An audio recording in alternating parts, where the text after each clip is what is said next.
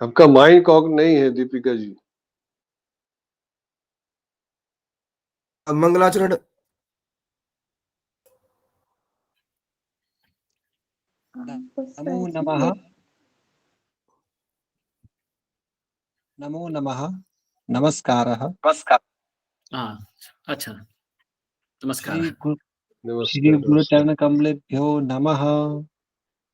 वर्णानाम् अथ संज्ञानां रसानां छन्दसामपि मङ्गलानां च कर्तारौ वन्दे वाणी विनायकौ भवानी शङ्करौ वन्दे श्रद्धा विश्वासरूपिणौ याभ्यां विना न पश्यन्ति सिद्धा स्वान्त समीश्वरम्।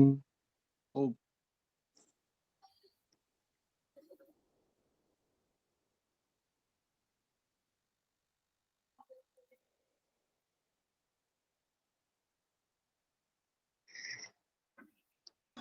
एतदनन्तरं साक्षात् परिचय निमित्तम् अपि च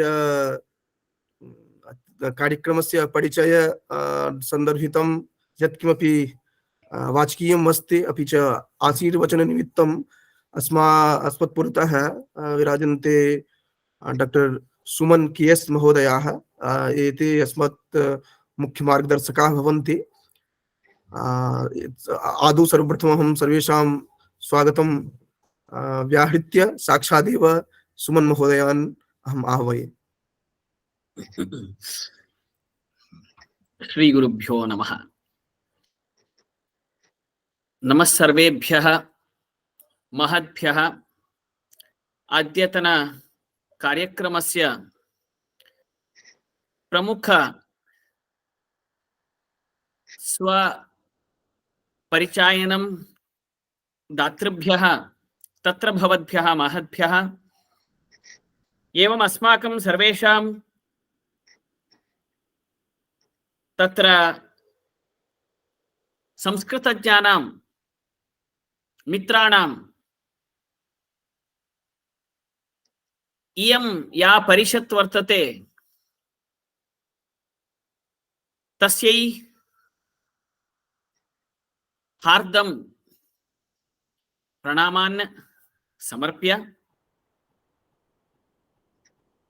इदमस्माकं सौभाग्यं यत् सेप्टेम्बर मासस्य 2020 वर्षे अर्थात 2020 तमे वर्षे आरंभं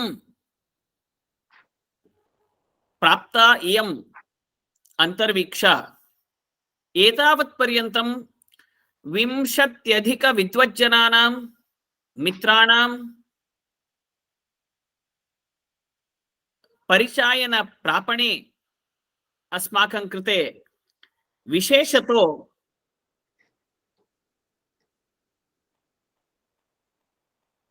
उपयोगी अथवा उपयोगिनी जाता इयं परिषत् इति अहं वक्तुं मोमुदे। तत्र तावत् आदौ यदि अहं स्मृतिपटलात् किंचित् उत्थाय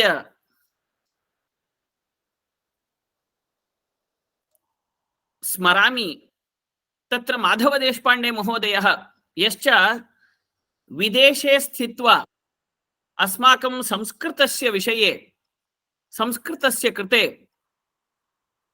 महत् कार्यं कुर्वन्तः सन्ति, तेषां तत्र परिचायनं सर्वैः स्वदेशीयैः विदेशीयैश्च अवश्यं प्राप्तव्यमिति मत्वा अवश्यं प्राप्यमिति मत्वा तत्र तावत् इयं जाह्नवी तेषां परिचायनं कारितवती। तदारभ्य एतावत्पर्यन्तम् अनेके न केवलं विद्वांसः किन्तु संस्कृतस्य कृते ये कार्यकर्तारः सर्वत्र स्वकीय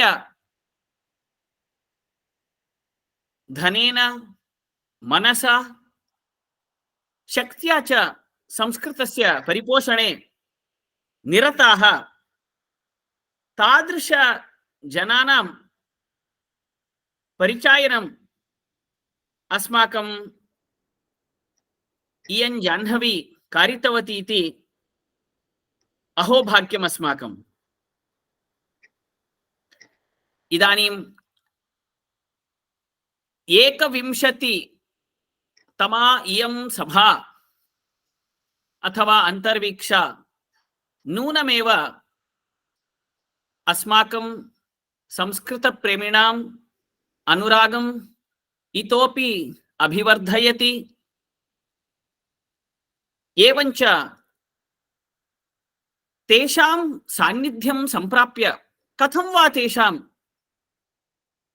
इतोपि ज्ञानं वयं प्राप्तुं शक्नुयेम इति इत्यस्मिन् विषये नूनमेव जाह्नवी अस्माकं मोदाय भविष्यति भवति च इत्याशासे तत्र भवतां महतां परिचायनं कारयितुं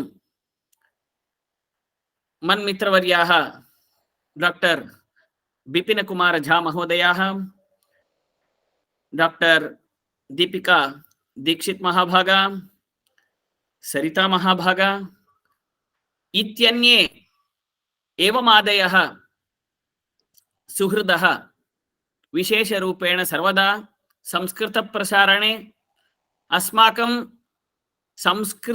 संस्कृतिप्रसारणे तद्वारा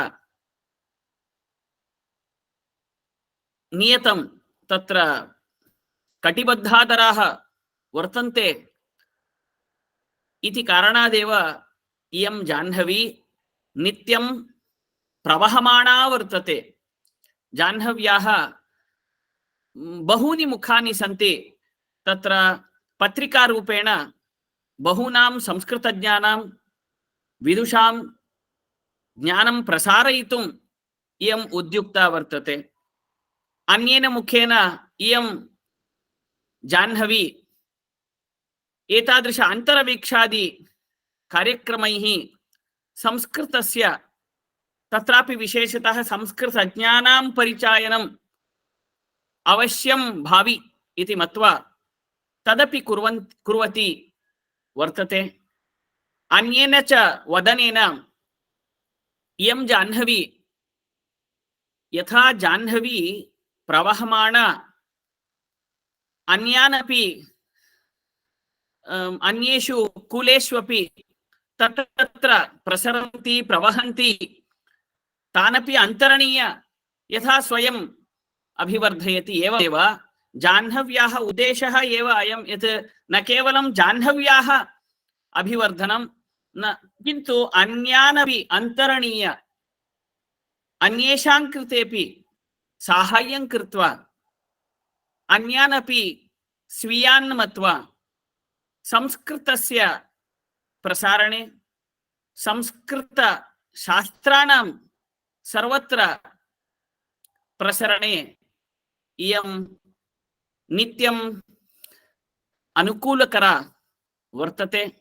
एवमेव जाह्नवी प्रवहेत् तदर्थं युष्माकं सर्वेषामपि साहाय्यम् अनुरागः विद्वन्मण्डल्याः विशेष प्रीतिः वात्सल्यम् इत्यादि भवतु इति सर्वदा कामयमानः अहं विरमामि इत्यलं पल्लव तल्लच कल्पानल्प जल्पनेन।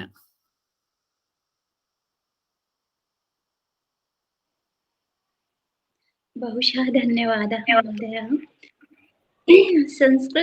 संस्कृतान्तरवीक्षः नाम्नेति जिज्ञासा प्रश्नस्थले भवतां हार्दिकं स्वागतम् अभिनन्दनं च व्याहरामि। आदौ सर्वप्रथमं वाक्कुसुमैः स्वागतं करोमि। संस्कृतान्तरवीक्षायां द्वितीयचरणे प्रथमोऽयम् अवसरः यदा अस्माकं मुख्यमार्गदर्शकः कार्यक्रमे वर्तते। अतो एतेभ्यो अपि स्वागतं करोमि। एतदनन्तरं मम प्रथमा जिज्ञासा अतिथिं प्रति एवमेव अस्ति। वस्तुतस्तु संस्कृतभाषा अद्यापि धरातले जनभाषा नास्ति। एतत् कारणभूतं कारणं किम् इति स्वाभिमतं प्रस्तुवन्तु कृपया। धन्यवादः। नमो नमः सर्वेभ्यः। अतः मम सौभाग्यं यत् अत्र भवतः सम्मुखे एतद् विषये चर्चां कर्तुम् अवसरः लब्धः। इदानीं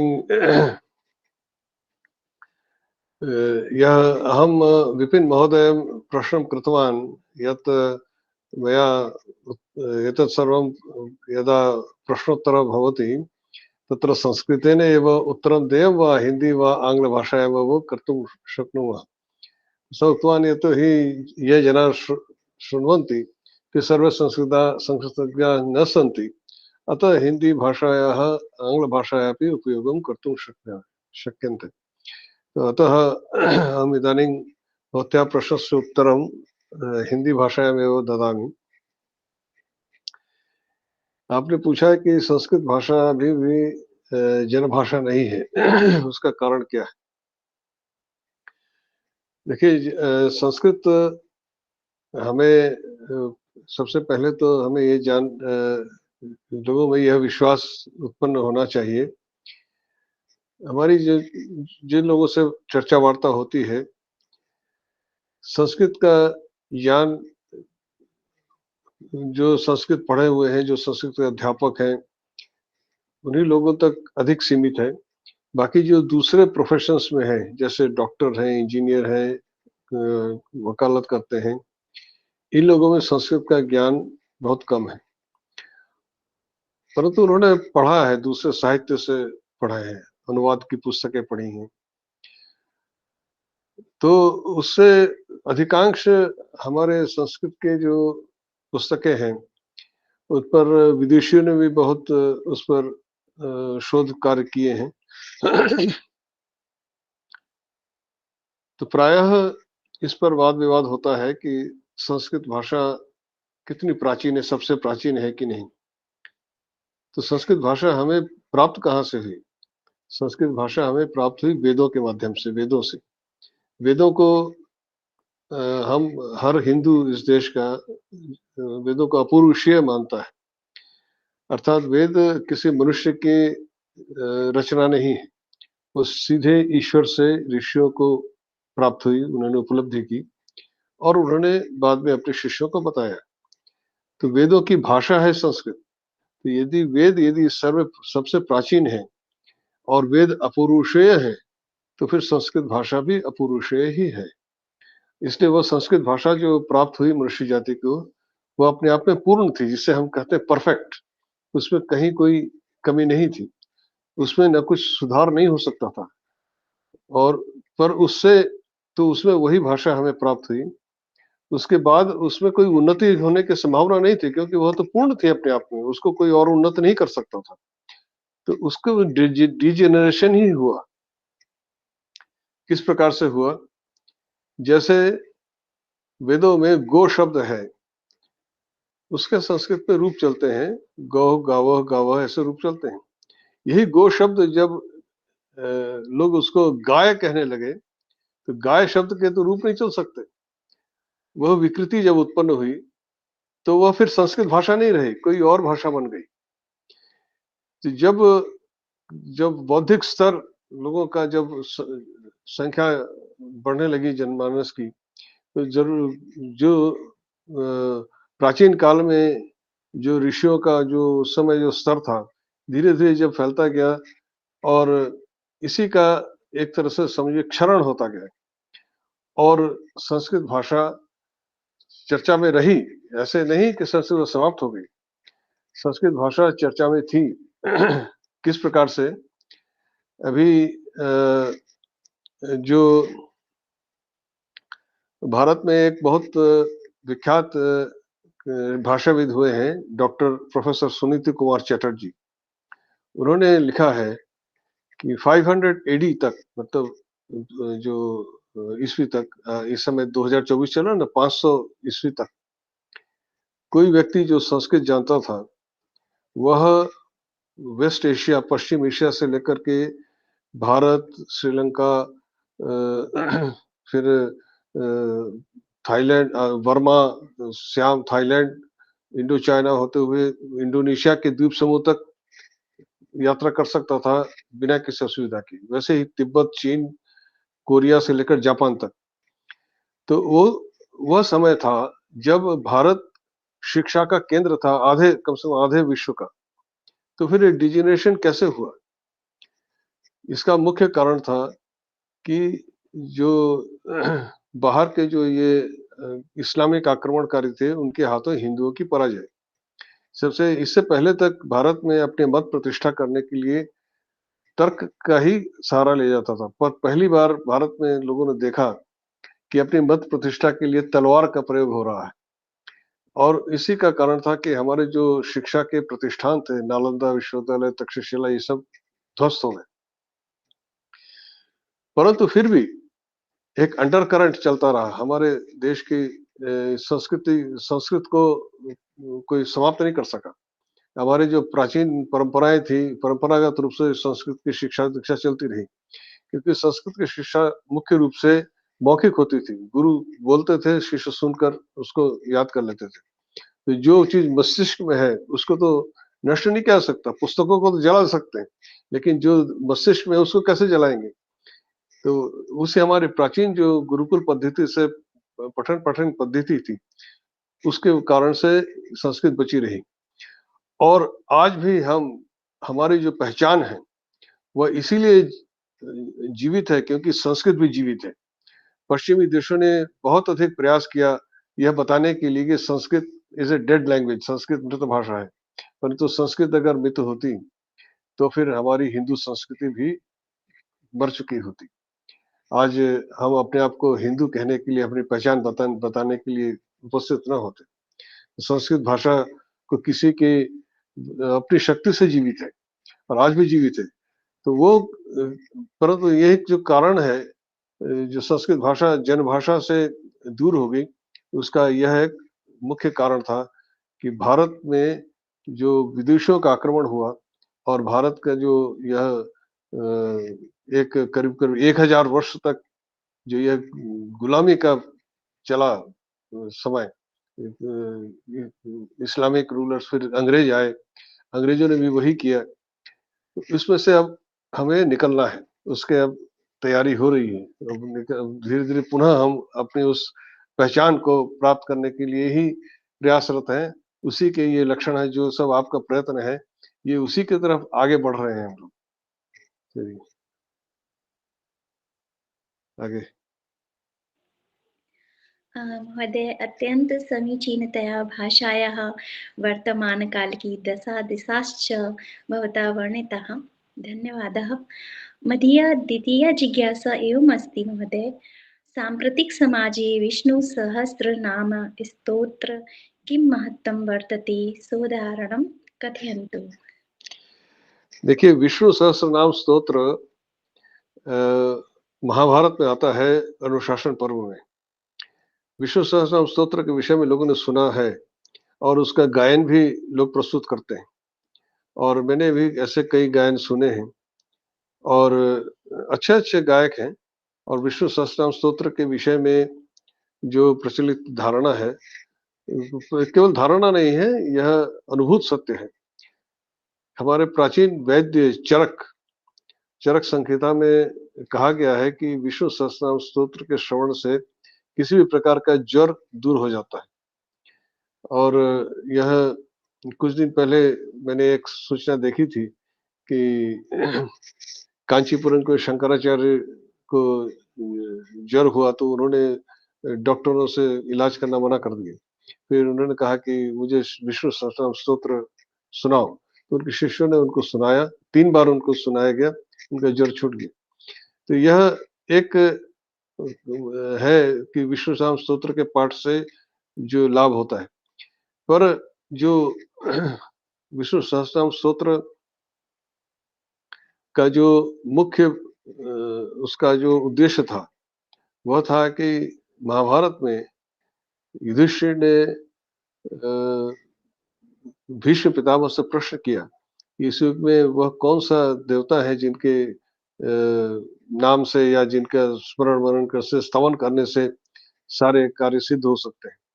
तब इन्होंने भीष्म पितामह ने युधिष्ठिर को ये विष्णु सहस्रनाम स्तोत्र सुनाया था।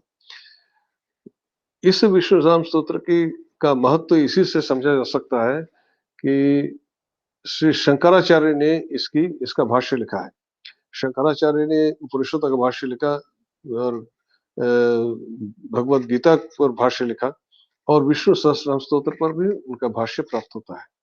उन्होंने प्रत्येक नाम के पीछे उसके जो भाव है उसको अपने भाष्य में लिखा है। उसके बाद भी कई विद्वानों ने उससे काफी प्रयास किया।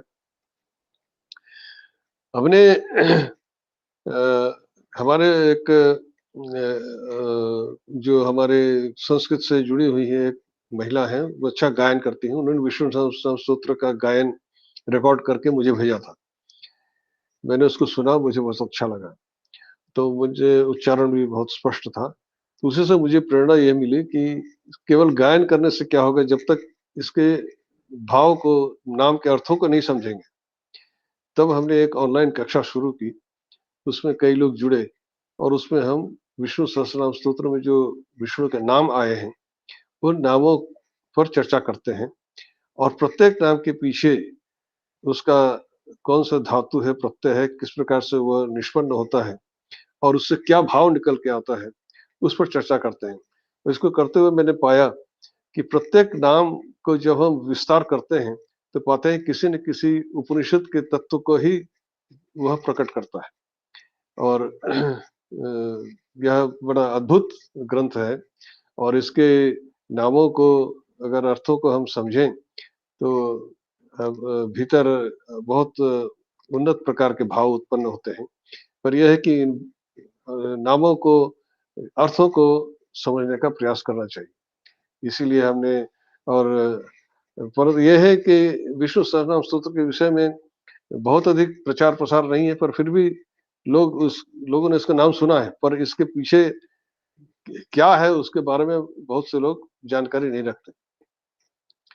जहाँ जो केरल में जो कालाडी में शंकराचार्य का जन्म स्थान का आश्रम है, वहाँ पर मैं एक बार गया था। तो वहाँ मैंने देखा, वहाँ पे निरंतर सुबह से लेकर शाम तक विष्णु सहस्रनाम स्तोत्र का पाठ हो रहा है, माइक पर होता रहता है और वह लोग जो भी वहाँ जाता है उसको वो वो सुनता है, क्योंकि वो लगातार चल रहा है और लोग उसको सुनते हैं। विष्णु सहस्रनाम स्तोत्र के सुनने से निश्चित रूप से मन ईश्वराभिमुख होता है और मन पवित्र होता है और जो चित्त शुद्धि, जो आध्यात्मिक एक है परंपरा, जो भीष्म पितामह ने कहा है, इस युग में विष्णु सहस्रनाम स्तोत्र के पाठ से न केवल शारीरिक रोग दूर होते हैं, मन की मलिनता भी दूर होती है। जनसाधारण में इसका जितना प्रचार होगा उतना अच्छा होगा। हम अपनी कक्षाओं के माध्यम से उसी का प्रयास करते रहते हैं। चलिए आगे। बहुत बहुत धन्यवाद महोदय। और हरि कथा, हरि नाम तो अनंत स्वरूप वाला है ही, और आपने जैसा कि उदाहरण स्वरूप उससे जो विकार, जो शारीरिक हो या मानसिक हो, वे दूर होते हैं। हम सभी उन सब से लाभान्वित होंगे और आपने बहुत ही अच्छी तरीके से उनके महात्म्य को वर्णित किया है। बहुत बहुत धन्यवाद महोदय।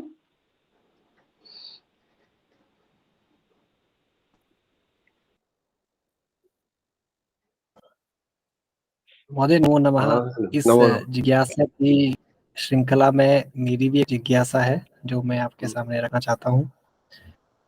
महोदय जी, आपको सर्वप्रथम कब ऐसी अनुभूति हुई कि भारतीय संस्कृति और भारतीय संस्कारों का मूल संस्कृत है? देखिए, मैं जब आपको जैसे मेरे परिचय में बताया गया होगा, मैं एक तकनीकी इंजीनियर हूँ। मैंने इंजीनियरिंग पास किया है, इलेक्ट्रिकल इंजीनियरिंग। उसके बाद फिर मैंने यहाँ पर उत्तर प्रदेश राज्य विद्युत परिषद में 30 वर्ष तक एक इंजीनियर के रूप में सेवाएं दी। वह मेरी वृत्ति थी, जीविकोपार्जन का एक मार्ग है। पर जब मैं पढ़ता था उस समय भी मुझे ऐसा लगता था कि हम अपनी जो ये विद्याएं हैं, जो कुछ हम पढ़ रहे हैं, हम अंग्रेजी भाषा में पढ़ते हैं। क्या हम इन्हें अपनी भाषा में नहीं पढ़ सकते? तो उसी समय से संस्कृत में एक रुचि उत्पन्न हुई थी कि संस्कृत में क्यों नहीं पढ़ सकते? पर संस्कृत उस समय मुझे नहीं आती थी। उसके बाद जब मैं पास करने के बाद नौकरी में आया, तो जो अपना वृत्ति थी वो तो थी, पर साथ में अपने जो धर्म ग्रंथों के प्रति भी रुचि थी। तो गीता पढ़ने चला, तो देखा गीता का श्लोक पढ़ा तो उसका अनुवाद पढ़े बिना मुझे उसका कुछ अर्थ तो समझ में नहीं आया। तो मुझे लगा कि यह संस्कृत मेरी ही भाषा है, मेरी ही संस्कृति है, मेरा ही सब कुछ है और मैं ही इसको नहीं जानता और मुझे इसको अनुवाद से पढ़ना पड़ रहा है। तो वह जो एक अपूर्णता की अनुभूति भीतर हुई, उसने मुझे झकझोर दिया कि मेरी संस्कृति है, सब कुछ मेरा ही है, पर फिर भी मुझे दूसरों के अनुवाद के सहारे इसको पढ़ना पड़ रहा है, मैं इसका एक शब्द भी समझ नहीं पा रहा। तो वहीं से शुरू हुआ कि जब तक संस्कृत नहीं सीख लेंगे तब तक रुकेंगे नहीं। तो संस्कृत का अध्ययन आरंभ हुआ और मुख्य रूप से मैंने जो प्राचीन व्याकरण के सहायता से संस्कृत अध्ययन किया, पाणिनि के अष्टाध्यायी को आधार बना करके, और मेरा सौभाग्य था मुझे ऐसे गुरु मिले जिनसे मैं अष्टाध्यायी पढ़ पाया। उसके बाद फिर धीरे-धीरे चलता रहा और इसी प्रकार से संस्कृत में जो मुझे ऐसा अनुभूति मुझे हुई कि संस्कृत यदि मैं नहीं जानूँगा, नहीं पढ़ा और संस्कृत नहीं सीखा, तो फिर मेरा जीवन ही व्यर्थ हो जाएगा, क्योंकि मैं अपनी जड़ से ही अलग हूँ। अपने जड़ से जब तक जुड़ा नहीं होगा तो फिर इस जीवन का मतलब क्या है? केवल खाना-पीना, नौकरी करना और एक दिन मर जाना, तो फिर उसका लाभ क्या है? तो फिर इसी ने मुझे संस्कृत सीखने के लिए, पढ़ने के लिए निरंतर मुझे प्रेरित, यही भावना मुझे करती रही और मैं उस मार्ग को फिर कभी छोड़ नहीं पाया। इसी प्रकार से चलता रहा। चलिए। जी महोदय, धन्यवाद।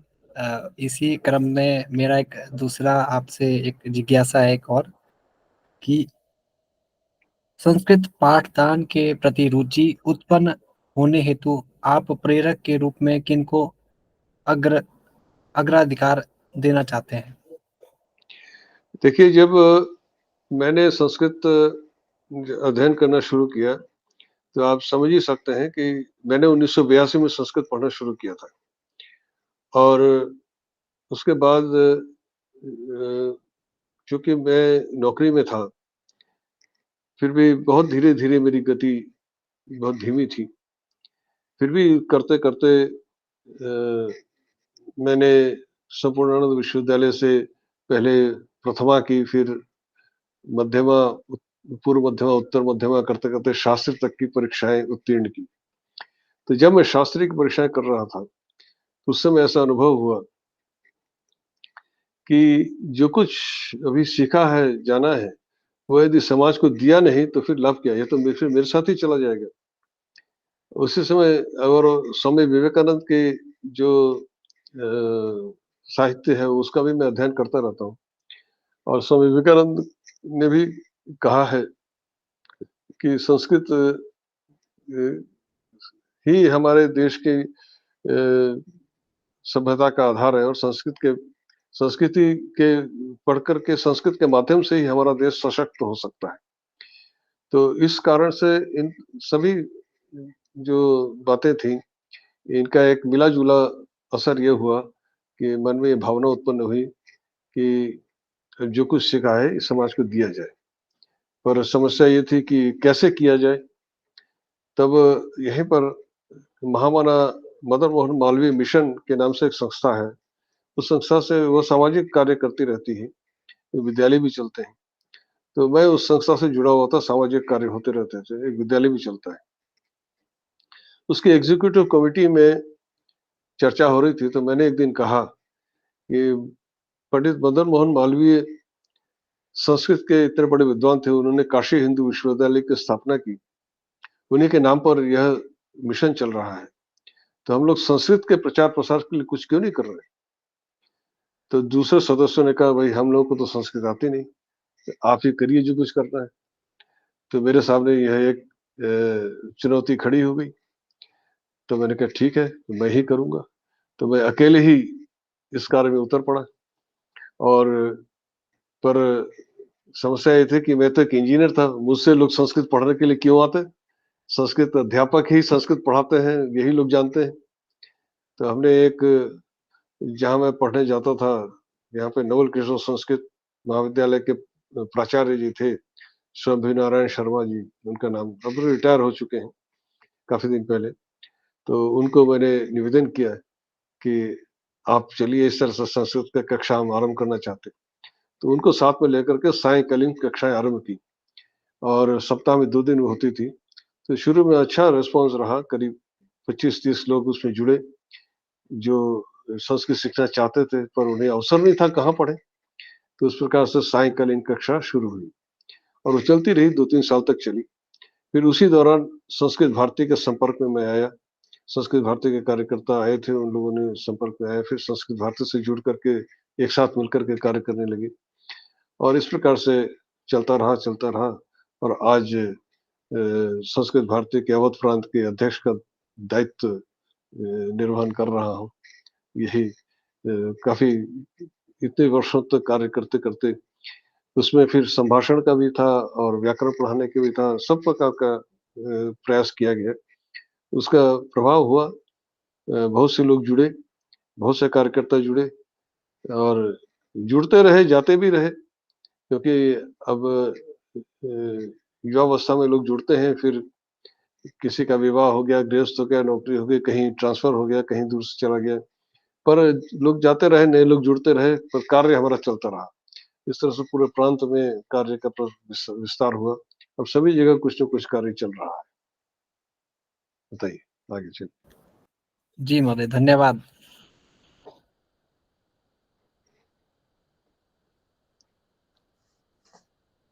प्रणाम महोदय। हाँ, नमो नमः। महोदय, मेरी एक जिज्ञासा है, संस्कृत के विकास हेतु भविष्य में आपके क्या संकल्प हैं? देखिए, संस्कृत वस्तुतः इस प्रश्न में एक दुविधा है कि संस्कृत का विकास नहीं हो सकता। संस्कृत पूर्ण विकसित है भाषा। हम केवल संस्कृत को जनता तक पहुंचाने का कार्य कर सकते हैं। संस्कृत में न तो कुछ जोड़ा जा सकता है, न उसमें से कुछ हटाया जा सकता है।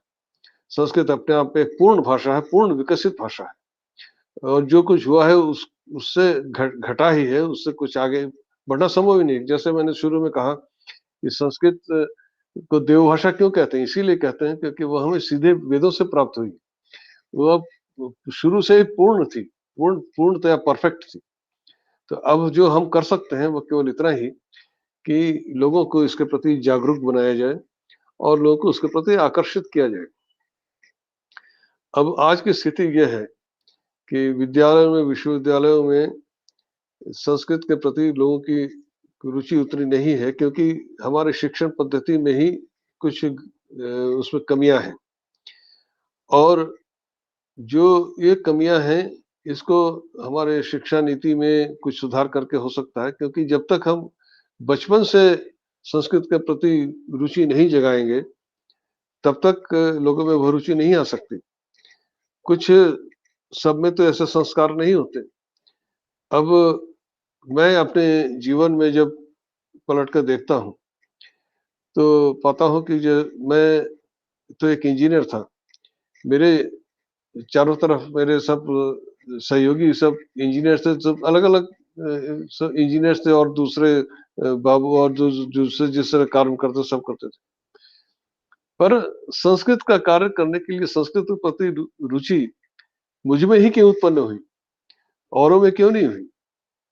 तो यह ईश्वर की कुछ महिमा थी जो उसने मुझे अपना माध्यम बनाया। और ऐसा जब होता है तो यह जो भी कार्य होता है, जो मानता हूँ वो यही कि ईश्वर की इच्छा से ही जो होना है हो रहा है, होगा। इसमें मेरी अपनी शक्ति नहीं है जो कार्य करने के लिए।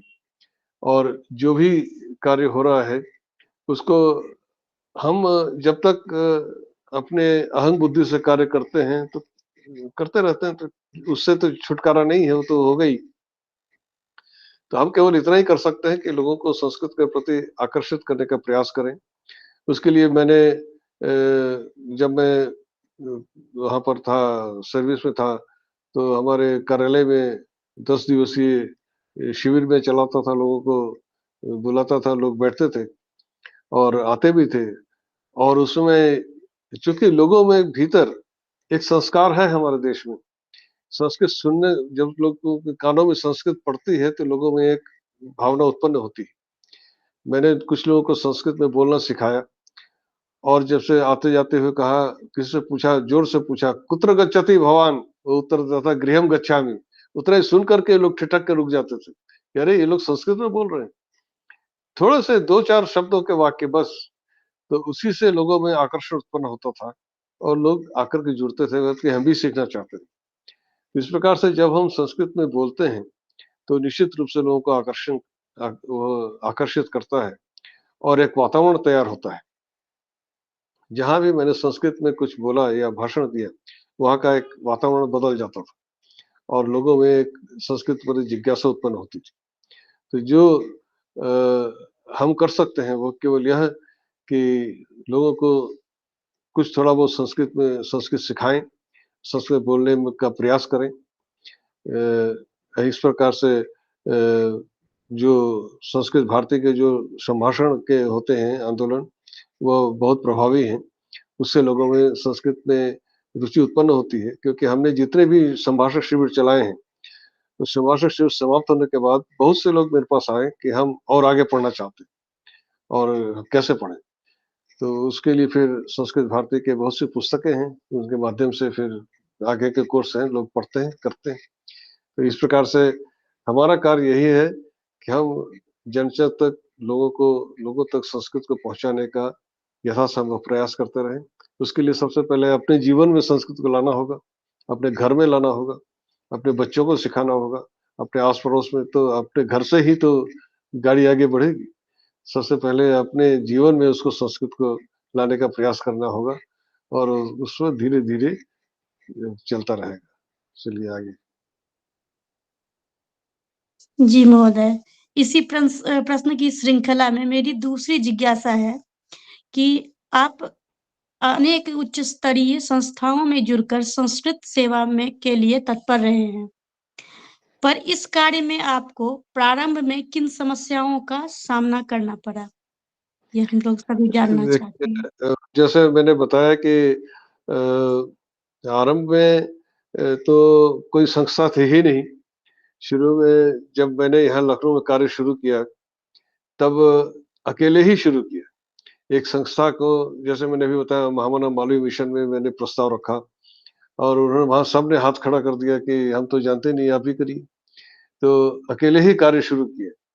फिर संस्थाओं से तो बाद में जुड़ा और संस्थाओं ने ही फिर, जैसे संस्कृत भारती संस्था से पहले मैं जुड़ा, फिर उसका आगे बढ़ता रहा, कार्य होता रहा। फिर जो उत्तर प्रदेश संस्कृत संस्थान है, यहाँ आते-जाते थे, ये तो सरकारी संस्थान है। यहाँ पर मुझे कुछ वर्ष पहले उपाध्यक्ष के पद पर नियुक्त किया गया। पर वह नियुक्ति इसीलिए हुई क्योंकि मैं संस्कृत के लिए कार्य करता रहा और संस्कृत भारती का प्रांत अध्यक्ष था। उस दृष्टि से उन्हें एक ऐसा व्यक्ति चाहिए था जो कुछ कार्य करे। जब योगी जी की सरकार आई तब इन्होंने मुझे बनाया। इससे पहले तो कितनी सरकारें आई चली गई, किसी को जो ये अध्यक्ष उपाध्यक्ष पद होते थे ये राजनीतिक होते थे, इसमें केवल अपने ही लोगों को बिठाया जाता था। तो यहाँ भी योगी जी ने बिठाया, पर उन्होंने कुछ छांट करके लोगों को बिठाया ताकि कुछ काम हो सके। तो हम लोगों ने यथासंभव कार्य किया। तो यहाँ पर तो संस्थाओं में तो जो मैं गया हूँ, तो यह मैंने किसी संस्था में जाने का अपनी तरफ से कोई प्रयास नहीं किया। संस्थाओं ने ही मुझे बुलाया कि आप आइए यहाँ कार्य कीजिए। जब कोई संस्था आती, जैसे मैंने आपको बताया कि आरंभ में कठिनाई क्या हुई, जैसे महामना मालवीय मिशन मैंने आरंभ किया, तो वहाँ पर पहली कठिनाई यही थी कि कैसे पढ़ाया जाए, वहाँ पे फिर कक्षा समय क्या हो, फिर कक्षाएं हैं, उसमें लोग आए, लोगों कैसे उसका प्रचार हो, उसका तो मौखिक प्रचार हुआ, कोई इसमें पैसा देने को भी तैयार नहीं था, क्योंकि इसमें हर कार्य में कुछ ना कुछ खर्चा तो होता है। किसी से अगर संस्कृत के लिए पैसा मांगो तो बहुत मुश्किल है। किसी धार्मिक कृत्य के लिए तो लोग पैसा दे देते हैं, दान कर देंगे। आप जागरण के लिए पैसा मांगिए, दे देंगे, पर कहीं कि संस्कृत के लिए करना है तो कि क्या होगा उससे, कि उसे तो जो भी किया अपने तरफ से ही किया, अपने पास से ही खर्चा किया, और इससे यही सब कठिनाइयाँ थी बस, और कुछ नहीं। पर जब संस्कृत के लिए एक भावना उत्पन्न होती है, तब फिर ये सब बातें तुच्छ हो जाती। फिर वो सब ईश्वर फिर जब आपके मन में भावना हो कि करना है, तो ईश्वर ही साथ जुगाड़ भी कर देता है। फिर मुझे कार्यकर्ता भी अच्छे मिले जिन्होंने फिर कुछ इसमें आगे बढ़ा और मेरी सहायता भी की। इस तरह से धीरे-धीरे काम आगे बढ़ता रहा, और मुख्य संस्था जो है, मैं संस्कृत भारती से जुड़ के कार्य करता रहा। उत्तर प्रदेश संस्कृत संस्थान में तो मैं 2019 में यहाँ पर मुझे उपाध्यक्ष बनाया गया। उससे पहले तक तो वहाँ पर कोई मुझे दायित्व नहीं था, बस एक जाता था सदस्य के रूप में, सामान्य जब मुझे किसी पुस्तक की आवश्यकता होती थी या कुछ करना हो तो उस हिसाब से जाता था। वहाँ पर जो कार्यक्रम होते थे उसमें कभी कुछ योगदान करना हुआ उस हिसाब से। पर जो कार्य करना है संस्कृत के लिए, वो अपने स्तर पर महामना मालवीय मिशन और संस्कृत भारती, इन दोनों संस्थाओं के माध्यम से ही किया। और जैसे आपको बताया शुरू में मैं अकेले ही था, फिर धीरे-धीरे लोग जुड़ते चले गए, संस्थाएँ जुड़ी और काम आगे बढ़ता चला। आगे। जी महोदय। इसी क्रम में मेरा एक प्रश्न और है, जो कि प्रथम वाले प्रश्न से ही संबंधित है, उसके विस्तार स्वरूप ही हम कह सकते हैं। महोदय जी, जो संस्कृत शिक्षण है, उसका अध्ययन और अध्यापन सरल और सुगम हो सके, इसके लिए आपने व्यक्तिगत स्तर पर किन कार्यों को किया है, हम सभी जानना चाहते हैं। नहीं, अपना प्रश्न, आपका ध्वनि बहुत हल्की आई, थोड़ा फिर से बोलिए अपना प्रश्न। महोदय जी, जो संस्कृत शिक्षण है उसके अध्ययन और अध्यापन को सरल और सुगम बनाने के लिए आपने व्यक्तिगत स्तर पर किन प्रयासों को किया है, हम सभी जानने के लिए इच्छुक हैं। देखिए, संस्कृत शिक्षण जन सामान्य में किस प्रकार सरल और सुगम हो सकता है। पहली बात तो यह है कि संस्कृत के कठिन है, यह धारणा ही गलत है। तो क्योंकि संस्कृत को कुछ जो विद्यालयों में जो पढ़ाया जाता था, उसमें जो रटने की पद्धति है, उस कारण से लोगों को उसमें भय उत्पन्न होता है कि संस्कृत कठिन है। यहाँ पर लखनऊ में रामकृष्ण मिशन ये संस्था है, वहाँ के अध्यक्ष जी ने मुझे एक बार बुलाया कि हमारे यहाँ ब्रह्मचारियों को आप संस्कृत पढ़ाइए। तो जब मैं वहाँ गया, कुछ ब्रह्मचारियों को उन्होंने बुला करके बिठाया। वो मेरी संस्कृत चर्चा और प्रचार के विषय में जानते थे, इसलिए मुझे बुलाया था। तो सबके सब मुँह लटकाए हुए बैठे थे कि फिर से रूप रटना पड़ेगा। तो मैंने उनको कोई पुस्तक नहीं दी, कुछ नहीं दिया। उनको सीधे से कहा कि तुम लोग मुझसे संस्कृत में बात करो। उनको छोटे-छोटे वाक्य सिखा दिए। आगच्छतु, उपविशतु, जलं स्वीकरोतु, इत्यादि, इत्यादि। तो ऐसा जब बोलना शुरू किया तो फिर वो सीधे होके बैठ गए, जो मुँह लटकाए बैठे थे वो सीधे हो गए और धीरे-धीरे चलने लगे। फिर क्या हुआ कि जब ये लोग भोजन करने जाते थे, तो जो सीनियर सन्यासी लोग थे, वहाँ पर भी उन्होंने वो वाक्य बोल दिए। तो उसके बाद मैं एक बार वहाँ मठ में गया तो वहाँ कई सन्यासी खड़े थे। उन्होंने मुझको देखते ही कहा, "अरे! आपने ये क्या कर दिया?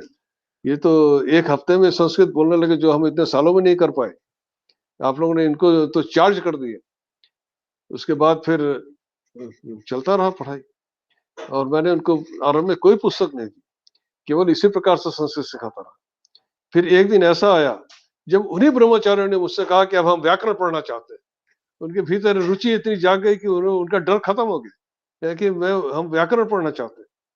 तो जो हमारे आरंभ में जो हम लोग संस्कृत पढ़ाने की पद्धति ही हमारे यहाँ इस प्रकार से बनी हुई थी, अंग्रेजों के समय से चली आ रही। वो शुरू से ही बच्चों में एक डर बैठा दिया और ये समझा दिया कि संस्कृत तो नंबर लाने के लिए बहुत अच्छा है।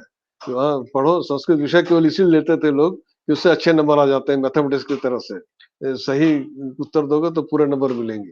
इसलिए संस्कृत के प्रति रुचि है या संस्कृत पढ़ना है वो नहीं था। तो यह जो धारणा है इसको हटाना पड़ेगा। वह रुचि कैसे उत्पन्न हो सकती है जब बचपन से है संस्कृत को संस्कृत माध्यम से संस्कृत बोलचाल के माध्यम से पढ़ाया जाए, तभी बच्चों में उस प्रति रुचि उत्पन्न होगी और वह संस्कृत के प्रति जो डर है वो दूर हो जाएगा और वह धीरे-धीरे पढ़ने लगेगा।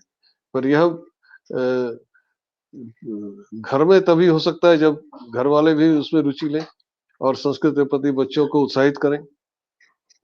तो हर घर में पर अब शिक्षा पद्धति व्यावसायिक हो गई है।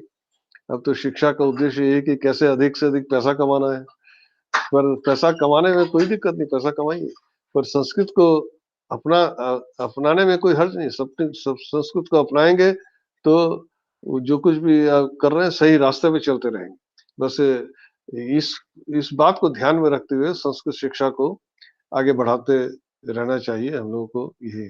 तो संस्कृत को सरल करने के लिए जो आपने प्रश्न पूछा है कि संस्कृत को सरल करने के लिए क्या करना चाहिए? तो संस्कृत सरल ही है, वह कठिन है, यह धारणा गलत है, मेरा यही कहना है।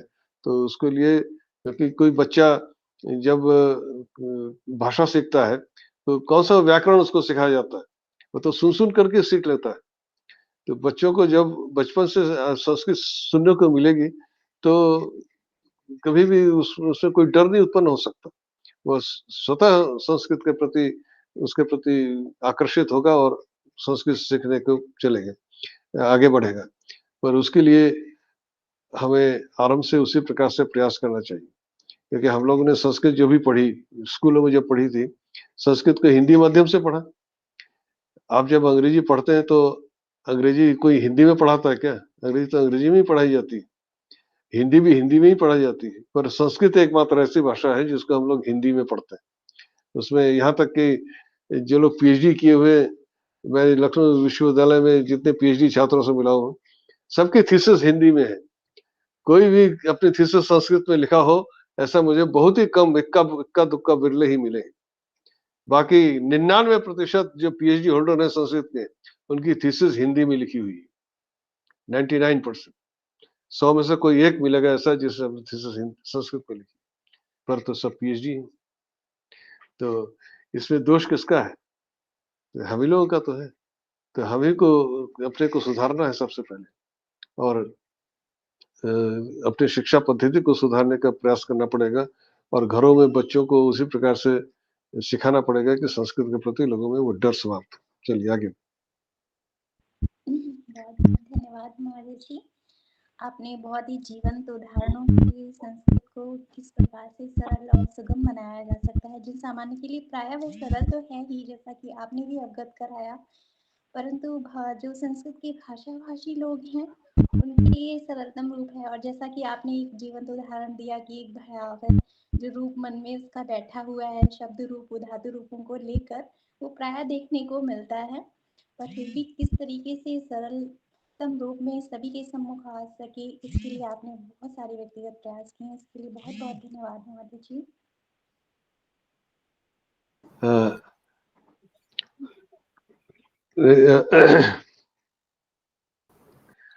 महोदय जी देखिए मैं क्या कह रहे हैं? कुछ जी महोदय तो बोलिए आप।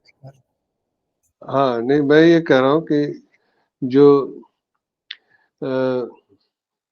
मेरी जो भी शिक्षा दीक्षा हुई है, उसमें मैंने आपको जो पहले बताया है कि संस्कृत शिक्षा हम जीवन में कुछ भी हो, चाहे टेक्निकल लाइन में हो या किसी में हो, डॉक्टर हो, इंजीनियर हो, कोई भी हो, संस्कृत से हमें भावनात्मक रूप से इसलिए जोड़ना है क्योंकि संस्कृत हमें यह हमको जानना होगा कि जैसे अभी हमने शुरू में हमने चर्चा की थी कि संस्कृत ही हमारे देश की जो सभ्यता है, संस्कृति उसका आधार वही है। तो जब संस्कृत एक प्रकार से संस्कृत में ही हमारे देश की प्राण शक्ति निहित है। संस्कृत जाने बिना हम अपने जड़ से नहीं जुड़ सकते। तो जो भी इसको किसी वृत्ति से जोड़ना उचित नहीं। वृत्ति मतलब पैसे कमाने से, क्योंकि मुझसे अक्सर लोग वही पूछते हैं कि संस्कृत सीखकर क्या होगा, इससे क्या नौकरी मिलेगी? नौकरी तुम कहीं भी प्राप्त कर सकते हो, नौकरी करिए उसमें कोई दिक्कत नहीं है। पर नौकरी करने का यह अभिप्राय नहीं होता है। एक मिनट पर नौकरी करके अपना धन उपार्जन करें, उसमें कोई दिक्कत नहीं। परंतु जो कार्य है संस्कृत को अपने जीवन में उतारने के लिए जो अब जैसे मैंने पूछा कि संस्कृत शिक्षा में पदार्पण पीछे किसकी प्रेरणा रही, तो प्रेरणा तो भीतर से आती है। वह प्रेरणा आप अगर किसी के प्रेरणा से हो जाता, तो हम तो पता नहीं कितनों को प्रेरणा देने का प्रयास करते हैं, पर कहाँ लोग आगे बढ़ते हैं। वह तो आपके भीतर अगर उसकी चिंगारी है, तो आप आगे बढ़ेंगे। वह तो प्रेरणा तो ईश्वर ही देता है, कोई मनुष्य नहीं दे सकता। और तभी आप स्वयं आगे बढ़ते हैं और संस्कृत के लिए कुछ कार्य करने की जो मन में अगर भावना उत्पन्न होती है, वह आपके भीतर जो अच्छे संस्कार होते हैं, वही आपको आगे ले जाते हैं। बस ये है कि बाहरी परिस्थितियाँ सहायक ज़रूर होती हैं, इसीलिए हम अगर बाहर उस तरह की परिस्थितियाँ उत्पन्न करेंगे, तो लोग जुड़ेंगे, अवश्य जुड़ेंगे। और यही दिखता है कि जब बाहरी परिस्थितियाँ को हमको उसी प्रकार से निर्माण करना है। वो वही लोग कर सकते हैं जो संस्कृत जानते हैं और उन्हें इस प्रकार से वातावरण तैयार करना पड़ेगा कि लोग उससे उसके प्रति आकर्षित हों, जुड़ें। उनके भीतर फिर जो सोया हुआ जो उनके भीतर जो भावना जो सुप्त है, वो जगे। अभी है लोगों में पर वो सोया हुआ है। किसी-किसी में जग गया, तो वो कार्य कर रहा है। तो इसी तरह से जब सभी में जगे तो जगेगा कब? जब वो दूसरों को जगा हुआ देखेगा तभी स्वयं भी जगेगा। तो ऐसे जितने अधिक लोग जगेंगे, धीरे-धीरे लोगों में होगी, तो यही वातावरण तैयार करना पड़ेगा। चलिए आगे चलिए। एक बार संस्कृत में पदार्पण किया और न जाने कितने ही छात्रों को, अभ्यर्थियों, विजेताओं को आप लाभान्वित कर रहे हैं संस्कृत शिक्षण के माध्यम से। उसके लिए बहुत-बहुत धन्यवाद आपका। नहीं मैं समझा नहीं प्रश्न आपका जो जी महोदय, मैं बोल रहा हूँ। हाँ, नहीं पूरा बोलिए अपना प्रश्न। जी, जी। महोदय जी, पश्चिम बंगाल के जयरामबटी स्थित रामकृष्ण मिशन के वरिष्ठ सन्यासी जी के साथ आपका संपर्क कब और कैसे हुआ तथा वहाँ अब पूर्णतः संस्कृत संभाषण प्रचलित है? जो रामकृष्ण मिशन में मैंने जो आपको बताया कि यहाँ लखनऊ रामकृष्ण मिशन में मैंने यहाँ पर छात्रों को संस्कृत पढ़ाया काफ़ी वर्षों तक वो चलता रहा। तो इस समय जयराम बाटी में जिन जिन जिन जो संस्कृत पढ़ते हैं मुझसे, वो उन दिनों लखनऊ आश्रम में थे। अब इन लोगों का स्थानांतरण होता रहता है। तो ये लखनऊ से उनको जयराम बाटी भेज दिया गया। वहाँ जब पहुँचे, उनके मन में अभिलाषा थी कि संस्कृत पढ़ना है, आगे भी पढ़ना है। तो उन्होंने वहाँ से मुझको स्वयं फ़ोन किए और कहा कि हम पढ़ना चाहते हैं। तो ऑनलाइन में उनकी क्लास शुरू हुई और चल रही है, अभी भी चल रही है। सप्ताह में 2 दिन वो पढ़ते हैं। पर ये है कि उनकी मुख्य उनका उद्देश्य संस्कृत पढ़ने का कि संस्कृत के माध्यम से गीता को समझना और संस्कृत के शास्त्रों को समझना। संभाषण भी वो करना चाहते हैं, वो मुझे साथ संभाषण का भी अभ्यास करते हैं, परंतु अकेले ही। सभी सन्यासियों में मैंने जो पाया, बहुत से सन्यासी संप्रदायों में मैं घूमा हूँ, देखा हूँ। संस्कृत के प्रति उनमें आकर्षण है, श्रद्धा है, परंतु पढ़ने के प्रति उनके पास उतना या तो समय नहीं है या फिर उसके लिए जो कुछ थोड़ा बहुत जो परिश्रम करना पड़ता है, वो उसके जो अधिक रुचि रखते हैं, वो लोग तो करते हैं, पढ़ते हैं। ऐसे सन्यासी मुझे मिले हैं जो संस्कृत में बोल सकते हैं, संस्कृत संभाषण में उनको अभ्यास है, परंतु अधिकांश सन्यासी संस्कृत संभाषण में उनको अभ्यास नहीं है। वो अपनी-अपनी स्थानीय भाषा में ही आध्यात्मिक जो ग्रंथ हैं उन्हीं को पढ़ते रहते हैं और उनके अनुवाद को ही पढ़ते रहते हैं। पर कुछ सन्यासी हैं जो मूल शास्त्रों को संस्कृत में समझना चाहते हैं। तो उन्होंने वही उसी उद्देश्य से उनका पढ़ने का है, पर साथ में संभाषण का भी अभ्यास वो करते हैं।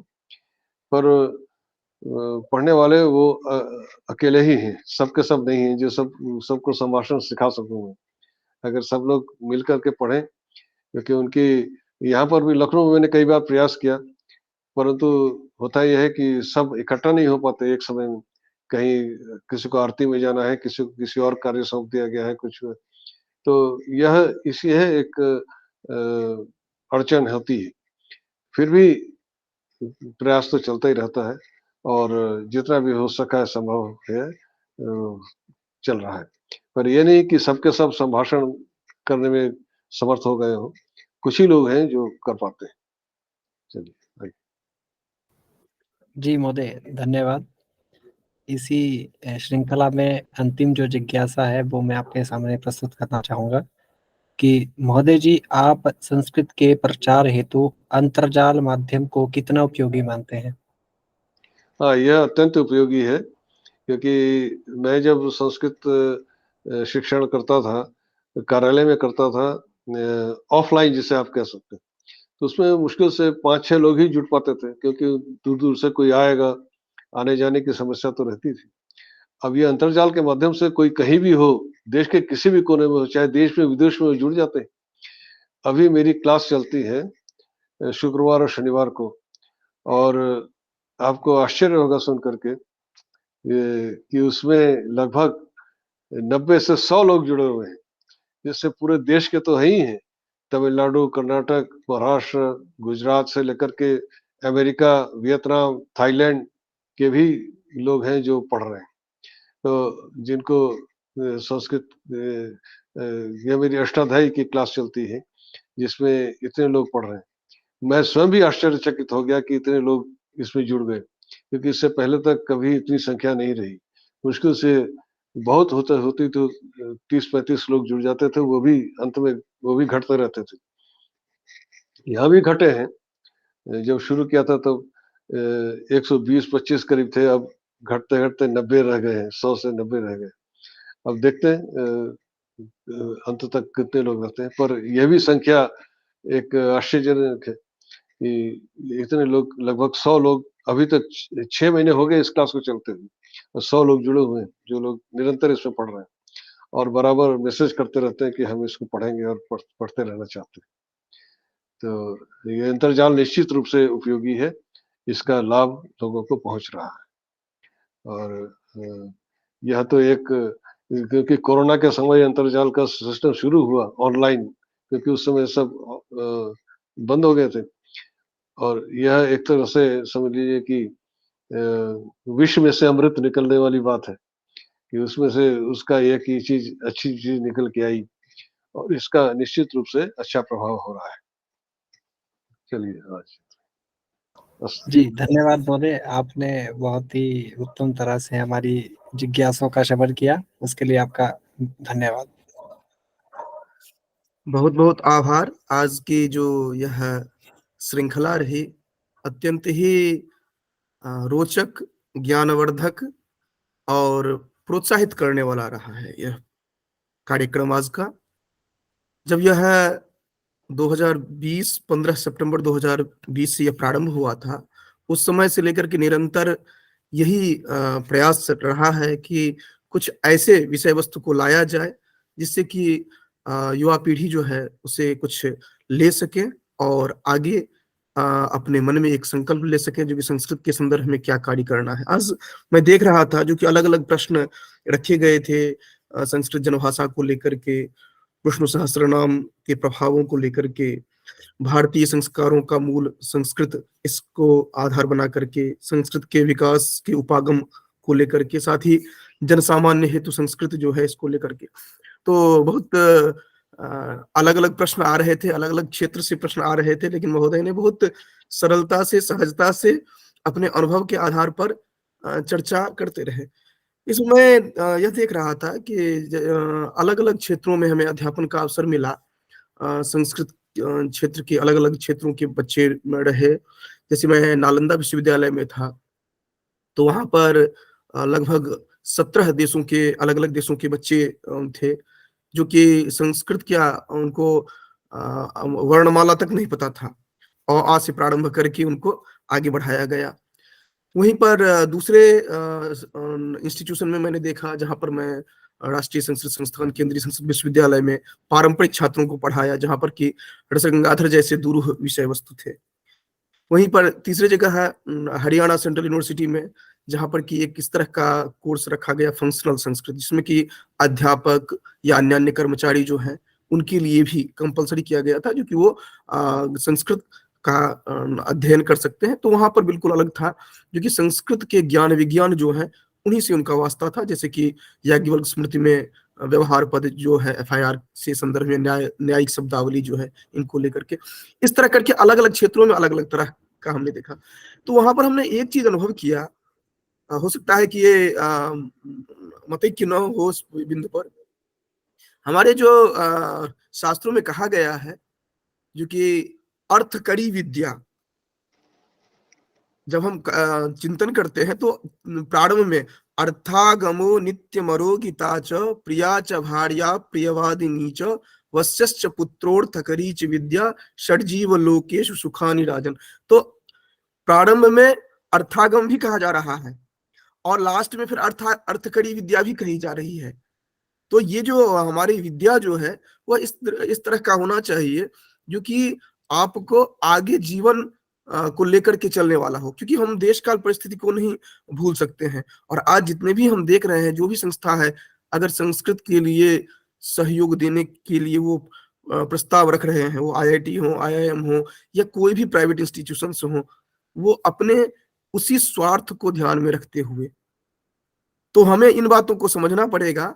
और संस्कृत अध्ययन अध्यापन की जो अलग अलग विधा है, स्पोकन संस्कृत जो है जो हम संभाषण के लिए करवाते हैं वो अलग है, जब हम शास्त्रीय संस्कृत में आते हैं तो उसकी विधा अलग हो जाती है। तो यहाँ पर जो अलग अलग प्रश्न थे वो हमें लग रहा है कि इन सब से अनुस्यूत था।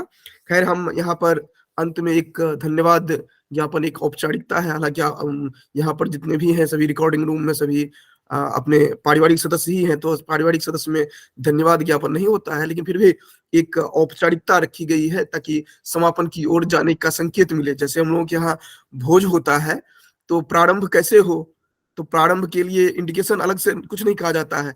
जब तेल या घी एक चम्मच दे दिया गया तो समझ लीजिए अब आप भोजन प्रारंभ कर सकते हैं, अर्थात नैवेद्य वगैरह दे सकते हैं। और अंत कैसे करेंगे, तो अंत में दूध का कोई आइटम आ गया, समझिए कि ये अंत है, इसके बाद नहीं कुछ मिलने वाला है।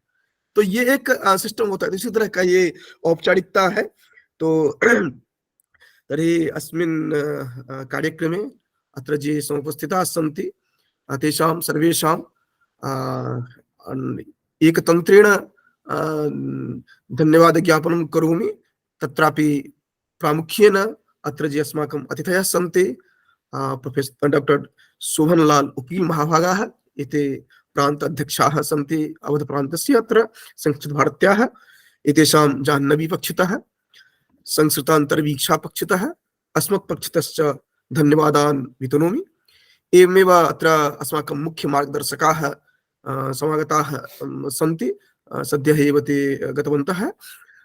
तेषां महानुभावानां कृते अपि जाह्नवी पक्षतः, संस्कृतान्तर्वीक्षा वीक्षा पक्षतः, अस्मत्पक्षतश्च धन्यवादान् वितीर्य अत्र ये समुपस्थिताः सन्ति मुख्य संयोजिका रूपे डॉक्टर दीपिका महोदया, एवमेव शैलजा महोदया, सरिता महोदया, पुष्पराज महोदयः, एवमेव सागरिका महोदया, अत्र पी गौड़ी महोदय वर्तते, राहुल कश्यप महोदयः, एवमेव मनीष झा महोदय वर्तते। एतेषां सर्वेषां साकल्येन एकतन्त्रेण अन्ये अपि ये केचन प्रत्यक्ष परोक्ष रूपे अत्र समवेताः सन्ति, सहायकाः सन्ति, तेभ्यः ताभ्यश्च धन्यवादान् वितीर्य अहम् अत्रैव विरमामि। धन्यवादाः। अन्ते सामूहिक रूपेण शान्तिमन्त्र पाठ सहैव अस्य कार्यक्रमस्य सम्पूर्तिर्भविष्यति। अतो एकतन्त्रेण सर्वे शान्तिमन्त्रम् ॐ सर्वे भवन्तु सुखिनः, सर्वे सन्तु निरामयाः, सर्वे भद्राणि पश्यन्तु, मा कश्चित् दुःखभाग् भवेत्। ॐ शान्तिः शान्तिः शान्तिः। धन्यवादाः। अद्य बहु सम्यक्तया भवता सह चर्चा जाता।